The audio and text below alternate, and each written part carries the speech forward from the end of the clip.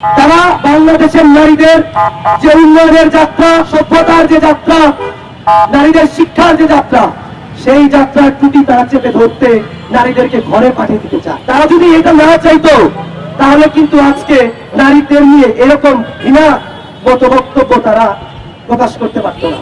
সবচেয়ে মজার বিষয় হচ্ছে ঢাকা বিশ্ববিদ্যালয়ের নারীদের নিয়ে এমন মন্তব্য করার পরেও ঢাকা বিশ্ববিদ্যালয়ের একটি কেন্দ্রীয় সংসদ আছে, কোন নেতা কোন জায়গায় কি মন্তব্য করলো অন্যান্য দলের সাথে সাথে প্রেস রিলিজ বের হয়।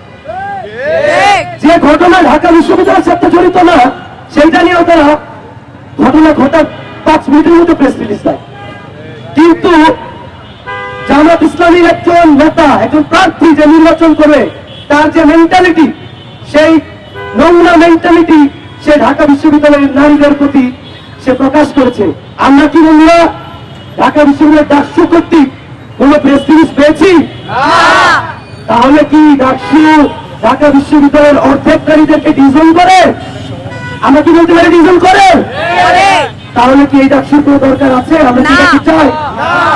আমি অতি বিলম্বে যে জামাত প্রার্থী, তার প্রার্থিতা, তার নির্বাচন করার যে অধিকার, নারীদের প্রতি তার যে ঘৃণা, সেই ঘৃণার যে বহিঃপ্রকাশ যে ঘটিয়েছে বাংলাদেশের মাটিতে মা বোনেদের নিয়ে এরকম মন্তব্য করে ৭১-এর কোন পরাজিত শক্তি নির্বাচন করার অধিকার রাখে না।